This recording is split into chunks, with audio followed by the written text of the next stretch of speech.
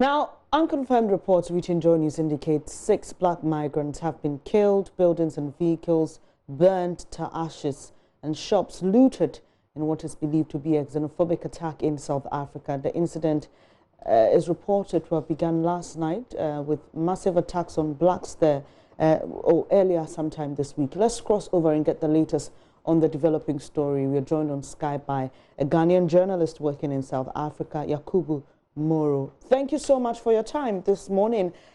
Can you describe the current situation in South Africa to us? Thank you very much for this opportunity, and let me welcome all Joy viewers to South Africa.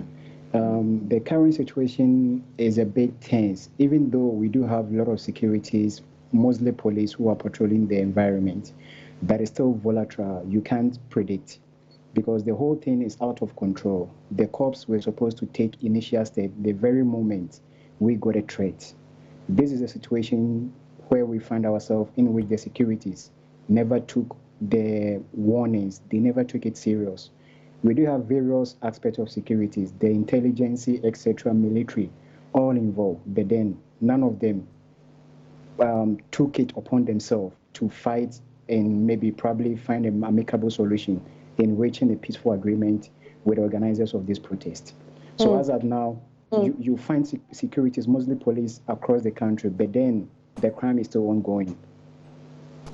We understand that the Minister for Security in South Africa has come out to say that this is actually not an issue of xenophobia. It's more of criminals who are looting the shops of foreigners. Can you tell us more on that? To be honestly, if it's not xenophobic, then we expect the criminals who are looting to attack shops like KFC, which is Kentucky Fried Chicken, McDonald's, Pep, Edgar's, like a lot of shops being owned by white people. Or if it's not xenophobic, why are they not attacking such shops? But they are mostly attacking shops being owned by black migrants like myself and yourself. Two, if you, we all know Sandton. Sandton is the big hub of South Africa, which is located in the central part of Johannesburg. It's mostly dominated by whites. This attack doesn't spread there. In the history of South Africa, they've never ever been attacked. No single white has ever been attacked whenever such things comes in. So how then are they defining xenophobia?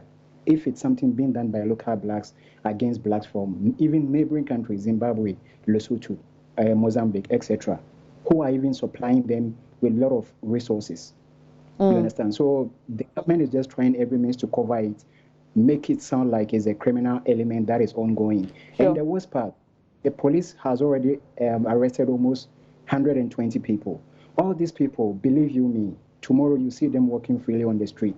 Since 2008, anytime they arrest these perpetrators, there is no conviction.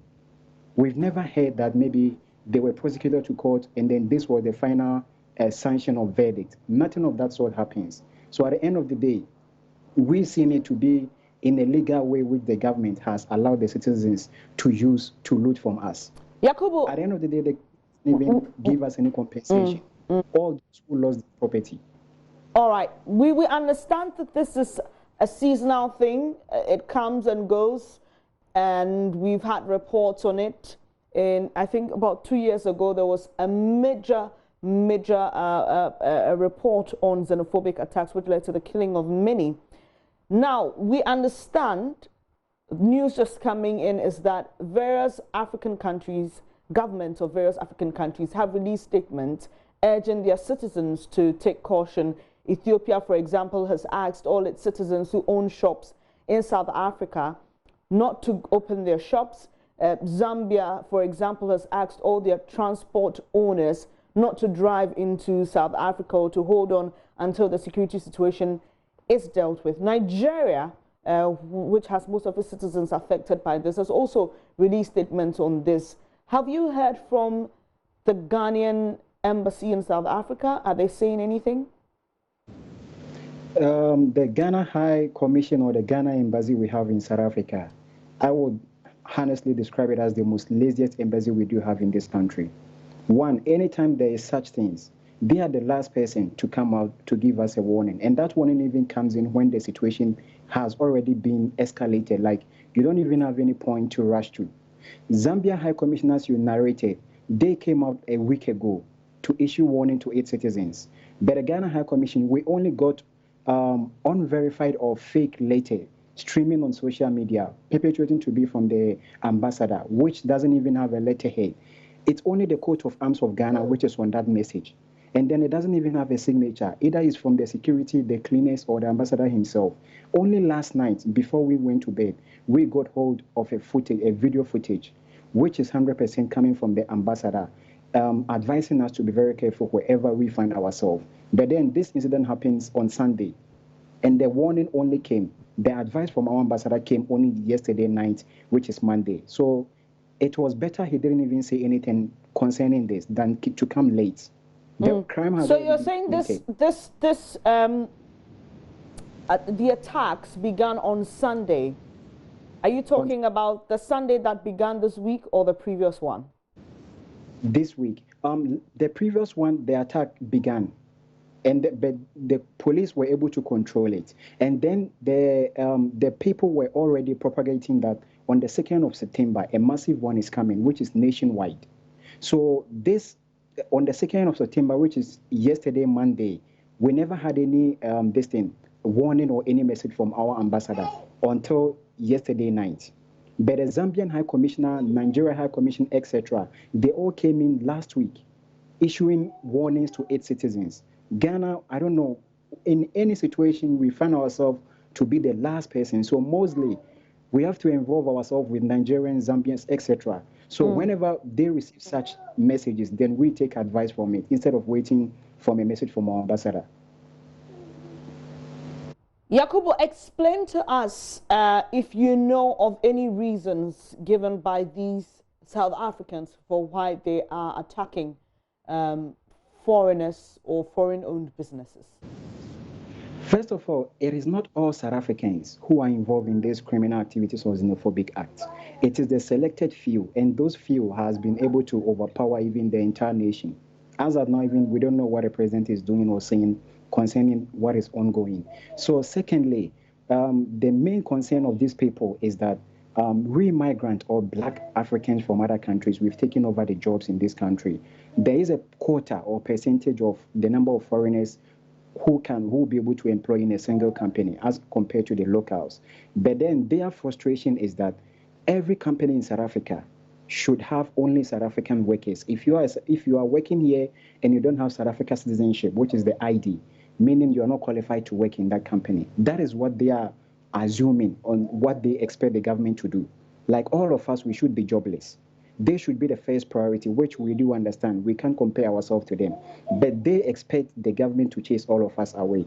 And the worst part is, if you are, let's say, from Ghana or Ivory Coast, and two foreigners, two blacks from African country give birth in this country, your child is not even entitled to citizenship. Normal birth certificate being issued to every citizen, every child born in South Africa. We foreigners, we are exempted from it. This issue started 5 years ago, whilst the constitution is against it. So at the end of the day, if all of us, even we marry here, we give birth here, our child becomes stateless unless we are able to get hold of a Ghana passport for that child. That is the problem you're having. So this issue of xenophobia, to me, basically can never ever end. That is what I see. Yakubu, finally tell us, apart from South Africa's police minister speaking to the issue, has there been any proper address of the situation by government, say the president himself or even his vice? They are all nowhere to be found. I even doubt if they are inside the country. It's only the secretary for the ANC, which is the ruling government, African National Convention, Ace Magashule. He is the only one who released a press conference yesterday condemning the act. And he also, this thing also has a little element of tribal issue in it. Mostly, the majority of these people are Zulus, and they are the ones doing it. And Ace Magashule is from the province which I'm in. He's from Free State. He's a Sutu. That is where I am. All the Sutus, they are welcoming people. They don't discriminate. They don't care wherever you come from. They love you as their own. But the Zulus are those who are discriminating. And the president too is Xhosa from the Eastern Cape. So he is afraid to involve himself in these affairs. But Ace Magashule, who is the Secretary General for African National Convention, is the only person who was able to boldly come out to condemn the act. Even the police minister came late. He only came yesterday, whilst this incident happened on Sunday. And all these people, we even ask ourselves, when the warnings were ongoing streaming, what action did they take to address the situation? Perhaps if they have involved the organizers, we wouldn't even reach where we are.